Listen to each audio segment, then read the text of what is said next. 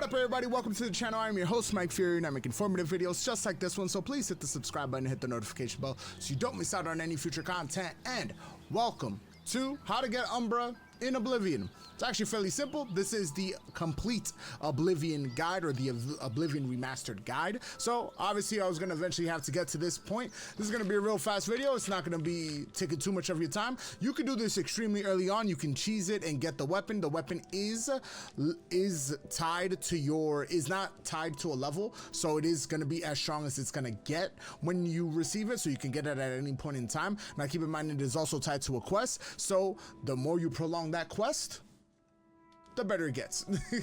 If I'm not mistaken, it's also tied, it might be Clavic as well that it's tied to.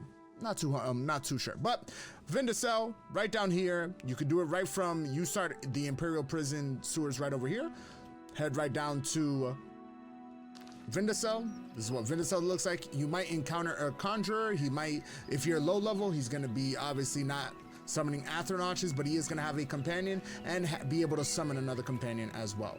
Once you reach Vindicel, it's actually fairly simple, pretty easy. You don't have to do too much. Just be mindful of your level. I'm a level 16.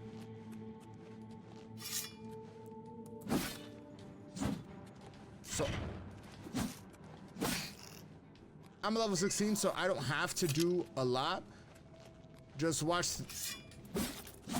This is gonna spew some gas. It might hurt you a little bit. Rats are gonna follow you. There we go.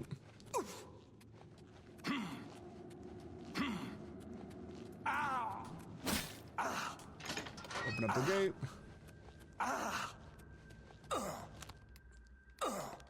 Now this is where it gets real simple. So if you do this, what a lot of people do is, I'm a level 16, so I can technically just beat her up at this level. But what a lot of people do is that they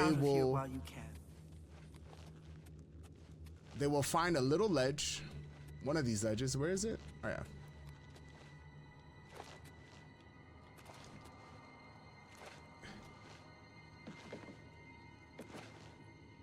Or is it one? It's one of these ledges.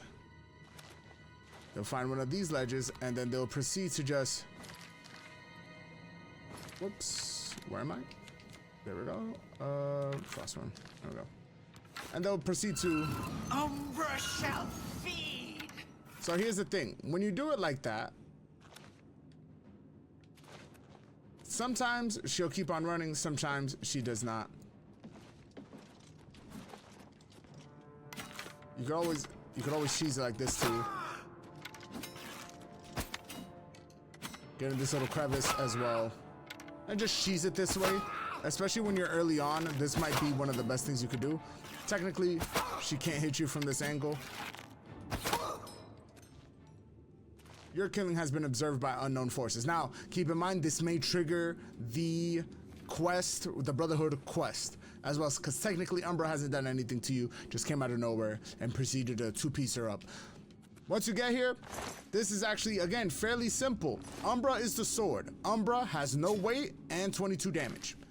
So if you compare the 22 damage to anyone, this is Caliban's retort that has 8. You have Debaser, which has basically 15. You have an Akavari. These are my weapons. If I compare it to Umbra, they fall short, and Umbra has Soul Trap.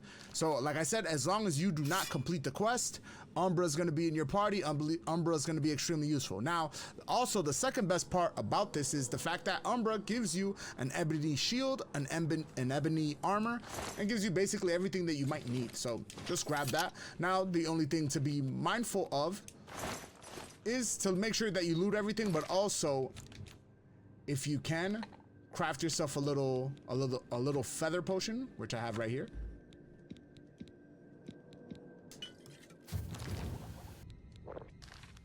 Just in case you're over encumbered, and then use your feather potion to basically run like Bo Jackson straight out of this place. And that is it for today, you guys. Thank you guys for watching. If you guys enjoyed the video, found it helpful, found it informational, like, share, subscribe. Until next time, $1 a day keeps the land a little way. It's been a complete pleasure. Mike off.